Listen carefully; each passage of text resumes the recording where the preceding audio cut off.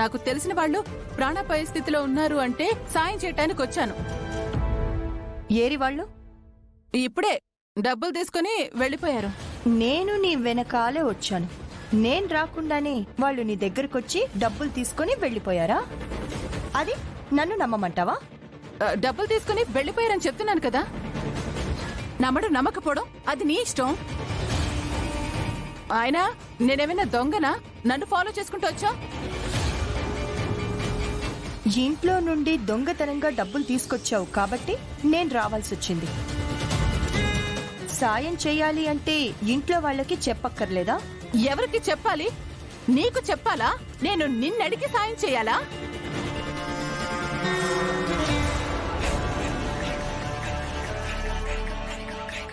దేవుడా, కొంచెం ఉంటే నేను దొరికిపోయేవాడినే.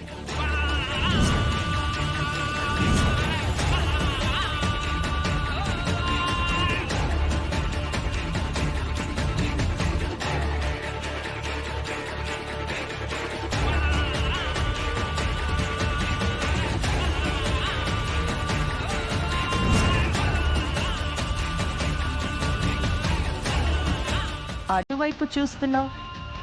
ఎవరున్నారు అక్కడ? ఎవరుంటారు? ఎవరూ లేరు.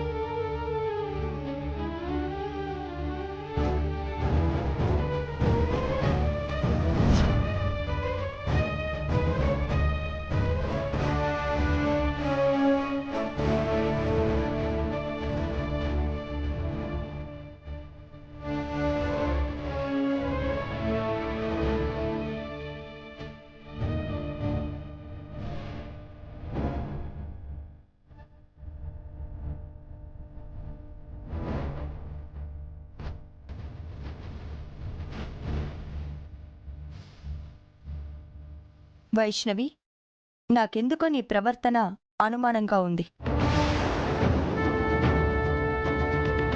సాయం చేస్తున్నాను అని అంటున్నావు. ఎవరైనా ప్రాణాపాయ స్థితిలో ఉంటే హాస్పిటల్ దగ్గరికి వెళ్తారు, లేకపోతే ఇంటికి వెళ్తారు. ఇలా మనుషులు ఎవ్వరూ లేని నిర్మానుష ప్రాంతానికి రారు. వాళ్ళని కూడా రమ్మనరు. నీ బైక్లో గాలి తీసేస్తే నా కార్లో నిన్ను ఇంటి దగ్గర డ్రాప్ చేయొచ్చు అనుకున్నాను. అందుకే ఇలా చేశాను.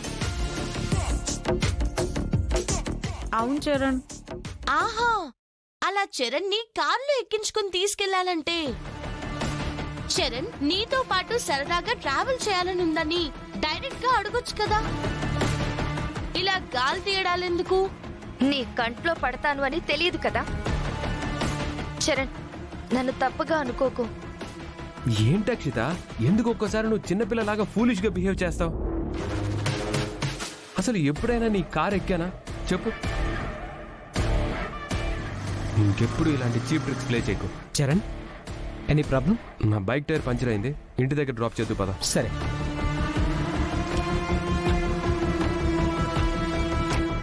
చూడు, రేపు నువ్వు పాట పాడాలి, అది గుర్తుపెట్టుకో. పదరా.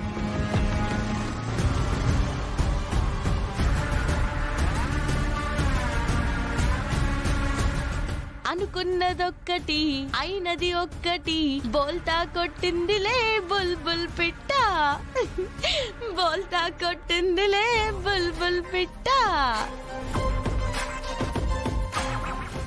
ఛాన్స్ చెడగొట్టేసింది.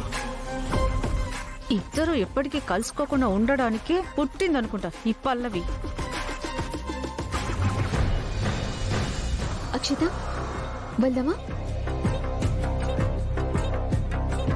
ఏమైంది అక్షిత? ఏమీ లేదు, పద. బాయ్, వస్తాను. పద.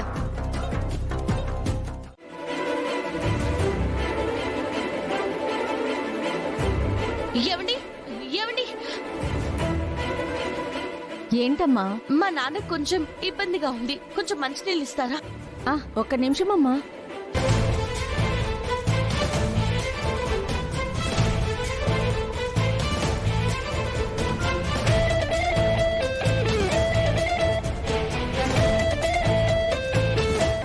మన కడుపులో పుట్టకపోయినా కడుపున పుట్టిన బిడ్డ కంటే ఎక్కువగా చూసుకుంటుంది. అవునయ్యా, దాన్ని కన్నవాళ్ళెవరూ గాని పల్లెవుని దూరం చేసి ఆ దేవుడు వాళ్ళకి అన్యాయం చేశాడయ్యా. మనకి దొరికేలా చేసి పిల్లలు లేని మనకి అమ్మా నాన్నలయ్యా అదృష్టాన్ని ఇచ్చాడయ్యా. అయితే ఈ బిడ్డ వీళ్ళ కన్న బిడ్డ కాదు అంటే ఖచ్చితంగా ఈ అమ్మాయి గుండమ్మ కూతురు అన్నమాట. ఇదిగో అమ్మా. థ్యాంక్స్ అండి.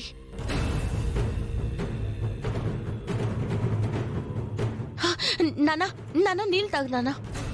తాగయ్యా.